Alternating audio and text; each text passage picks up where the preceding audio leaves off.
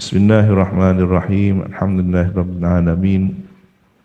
Wassalatu wassalamu ala asyrafil anbiya'i wal mursalin sayyidina Muhammad wa ala alihi wa sahbihi ajma'in. Amma ba'du, wa bisanadil muttasili ila al-imam Abi Zakaria Muhyiddin Yahya ibni Syarafin Nawawi Dimashqi fi kitabih Riyadhus Shalihin rahimahullahu ta'ala wa nafa'ana bihi wa bi'ulumihi wa bi asrarihi fid dharaini amin. Wa an Abil Abbas Abdullah bin Abbas radhiyallahu anhuma an Rasulillah sallallahu alaihi wasallam fima yarwi an rabbih azza wa jalla, dan diriwayatkan dari Sayyidina Abul Abbas, kunyahnya Abdullah ibni Abbas, nama beliau adalah Sayyidina Abdullah bin Abbas, berarti beliau punya anak namanya Abbas, namanya kakek diberikan kembali kepada cucu. Sayyidina Abdullah punya ayah Sayyidina Abbas, yang tidak lain adalah paman Nabi juga. Sayyidina Abdullah dengan baginda Nabi sepupu, meskipun terpaut usia yang jauh. Nabi saja dengan Sayyidina Abbas usianya mirip. Selain Nabi dengan Sayyidina Abbas adalah ponaan paman, ya, juga sepersusuan, karena ibu susuannya satu orang, pernah menyusu kepada satu orang wanita.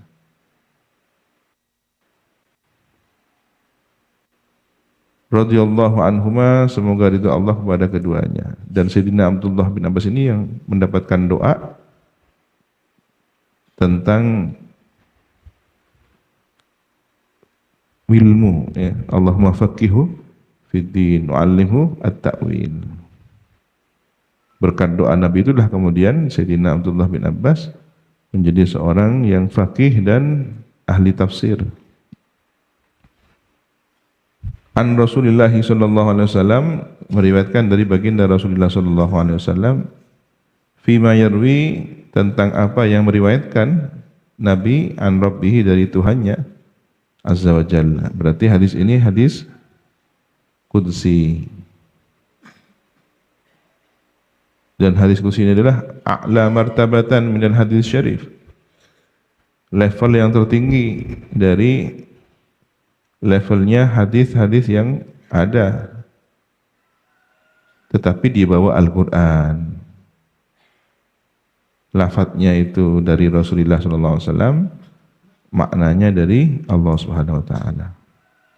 Sehingga membaca hadis qudsi ini tidak mendapatkan pahala seperti membaca Al-Quran.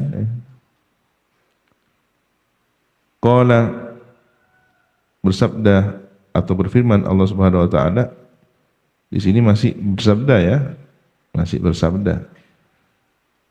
Nabi bersabda, innallaha katabal hasanat, sesungguhnya Allah kataba, memerintahkan atau mencatat, al-hasanat, kebaikan-kebaikan, wassayiat, dan keburukan-keburukan.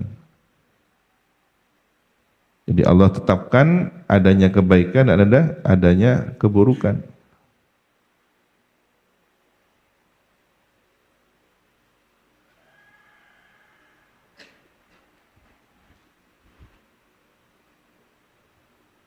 Tsumma bayyana dzalika, kemudian menjelaskan kepada hal tersebut. Menjelaskan kepada siapa? Kepada malaikat. Akan al-hasanat was-sayyi'at. Faman hamma bihasanatin, maka siapa yang berkeinginan kepada kebaikan, dia bertekad untuk berbuat baik, falam ya'malha, kemudian tidak mengerjakannya, sudah semangat, tekad untuk berbuat baik tapi tidak dilaksanakan, mungkin karena satu lain hal, ada halangan sehingga tidak terlaksana. Katabahallahu, mencatat kepada hasanah kebaikan itu yang tidak dilaksanakan, siapa? Allah tabaraka ta'ala yang memerintahkan malaikat pencatat amal untuk mencatatnya. Indahu di sisinya, sisi orang itu, man hamma itu, hasanatan kamilah, atau indahu di sisi Allah. Allah menilainya di sisinya hasanatan kamilah, satu kebaikan sempurna, tidak terkurangi sama sekali. Mungkin karena tidak dilaksanakan kebaikannya mungkin separuh, enggak, tetap dinilai utuh satu kebaikan. Wa in hamma biha fa'amilaha katabahallahu asyra hasanat. Dan jika berkeinginan, bertekad seseorang itu terhadap kebaikan hasanah, fa'amilaha, kemudian mengerjakan orang itu kepada hasanah, kebaikan itu, punya tekad dan dilaksanakan, terwujud, katabahallahu, mencatat kepada kebaikan yang dilaksanakan itu siapa? Allah, tentu dengan memerintahkan malaikat mencatatnya, asyra hasanatin, 10 kali kebaikan. Punya keinginan kuat berbuat baik tapi tidak terlaksana, dicatat satu kebaikan penuh. Jika terlaksana kebaikan itu, dicatat 10 kali kebaikan, ila sab'i mi'ati dhifin, sampai 700 kali lipat, tergantung bentuk dari kebaikan itu. Ila at'afin katsiratin, sampai berlipat-lipat banyak. Wa in hamma bi sayyi'atin falam ya'malha, dan jika bertekad untuk berbuat keburukan, jika seseorang bertekad berbuat buruk, punya azam, punya tekad berbuat buruk, sudah terencana, saya akan melakukan perbuatan durhaka ini, sudah direncanakan dengan matang, falam ya'malha, kemudian tidak melaksanakan siapa man kepada sayyi'ah, katabahallahu indahu hasanatan kamilah, maka mencatat kepada sayyi'ah lam ya'malha itu, keburukan yang tidak jadi dilaksanakan, mencatat siapa Allah, indahu di sisinya, hasanatan kamilah, satu kebaikan penuh. Jadi orang dinilai baik itu bukan hanya karena melakukan kebaikan, tetapi tidak melakukan keburukan. Mungkin selama ini kita menilai kalau kita berbuat baik baru dicatat baik. Di sini dijelaskan berencana baik pun belum dilakukan sudah dicatat satu kebaikan, apalagi dilakukan 10 kebaikan. Berencana buruk tapi tidak dilakukan, satu kebaikan penuh. Hatinya dibisiki oleh nafsu, ayo melanggar, ayo melakukan ini, ayo melakukan kesalahan ini dan itu, sampai di pikirannya sudah ada sketsa rancangan, nanti melewati jalur ini, menghindar dari ini, kemudian melakukan perbuatan di sekitar sini jam sekian, tapi tiba-tiba digagalkan. Sudah, saya tidak ingin durhaka, saya tidak ingin membuat murka Allah Subhanahu wa taala, tidak ingin mengecewakan Rasulullah, tidak ingin menyedihkan, membuat sedih guru-guru saya gagalkan dengan perlawanan yang luar biasa. Kenapa? Karena nafsu yang sudah menggebu-gebu kemudian ditahan, itu terjadi pertarungan batin. Di sini sakit, jadi rasa sakit menahan ajakan nafsu, disitulah ada satu kebaikan penuh. Sudah terlanjur bernafsu untuk melakukan suatu keburukan, tiba-tiba dihentikan. Bahkan kalau nilai dosanya itu dosa besar, langsung dihentikan, bisa mendapatkan naungan arsy-Nya Allah. Bukan hanya satu kebaikan, tapi dapat naungan arsy-Nya Allah. Ada 7 golongan yang nanti mendapatkan naungan arsy-Nya Allah ketika hari kiamat. Yang lain sudah berpeluh keringat, yang lain gelisah menunggu keputusan hari kiamat. Orang ini, 7 golongan ini dengan tenangnya, dengan santainya dapat naungan arsy. Siapa di antaranya? Selain imam yang adil, pemimpin yang adil, selain orang yang saling berkasih sayang karena Allah, selain orang yang hatinya selalu bertautan dengan masjid.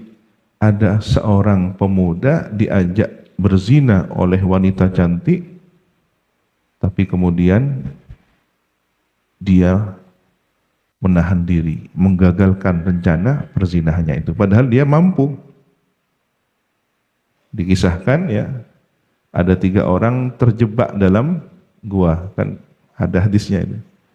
Yang satu punya amal soleh berbakti kepada kedua orang tuanya. Dia bersumpah, berjanji tidak akan makan dan minum, bahkan anak istrinya tidak boleh makan minum sebelum kedua orang tuanya. Sampailah dia dalam satu puncak kebaikannya berbakti kepada orang tua, menahan lapar, haus dahaga demi mendahulukan ayah ibunya. Bahkan anak istrinya pun harus menahan lapar yang sama demi mendahulukan ayah ibunya. Kemudian yang kedua, ada orang yang dipasrahi titipan binatang ternak ya. Awalnya dia bekerja, kemudian dapat upah, ternyata upahnya tidak diambil, dititipkan kepada tuannya ini. Oleh tuannya dikelola menjadi binatang ternak, diberikan kambing, setelah banyak diberikan unta, sehingga ternaknya banyak. Suatu ketika datang menagih upahnya yang belum diambil. Lalu ditunjukkan seluruh kambing dan unta di antara lembah itu adalah milikmu. Heran dia, saya kan hanya minta upah saya. Iya, upahmu selama engkau pergi, aku kelola, aku kembangkan menjadi semua itu. Ambillah. Tidak satu ekor pun dia minta. Ini masuk apa? Mendapatkan naungan, termasuk mendapatkan kemampuan apa? Karomah, bisa menjebol pintu gua yang tertutup. Yang terakhir siapa? Seorang lelaki yang nyaris berzina, sudah hampir saja berzina, lalu menghentikan perbuatannya. Ini juga mendapatkan kelebihan pertolongan syafaat di dunia sebelum di akhirat. Termasuk nanti yang di akhirat yang mendapatkan syafaat berupa naungan arsy ya, adalah lelaki yang digoda oleh wanita cantik, bahkan mungkin kaya raya, tapi kemudian menolak dengan mengatakan inni akhafullah, sesungguhnya aku takut pada Allah. Bagaimana rasa sakitnya menahan nafsu dan keinginan birahi itu, lalu dipertahankan sampai benar-benar selamat.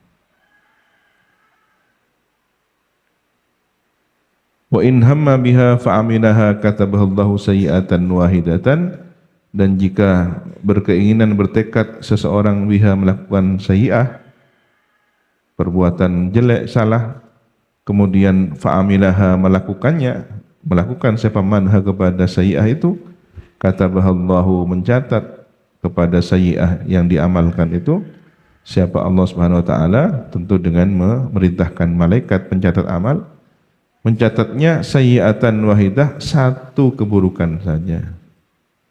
Muttafaqun alaih, hadis ini disepakati oleh Imam Bukhari dan Muslim. Wallahu subhanahu wa ta'ala a'lam bissawab. Rabbi zidni ilma, Rabbi zidni ilma, Rabbi zidni ilma. Subhanakallahumma wa bihamdika asyhadu an la ilaha illa anta astaghfiruka wa atubu ilaik. Wa sallallahu ala sayyidina Muhammadin wa ala alihi wa sahbihi wa sallam. Alhamdulillahi rabbil alamin. يا ربنا اعترفنا بأننا اقترفنا وأننا أسرفنا على لظى أشرفنا فتب علينا توبة تغسل لكل حوبة واستر لنا العورات وآمن الروعات واغفر لوالدينا ربي ومولودينا والآل والإخوان وسائر الخلان وكل ذي محبة أو جيرة أو صحبة والمسلمين أجمع آمين ربي يسمع فضلا وجودا من نال باكتساب منا بالمصطفى الرسول نهضى بكل سول صلى وسلم ربي عليه عدا حبي وآله والصحب عدد طش الصحب والحمد للإله في البدء والتناهي. Assalamualaikum warahmatullahi wabarakatuh. Tawakkalu ala Allah.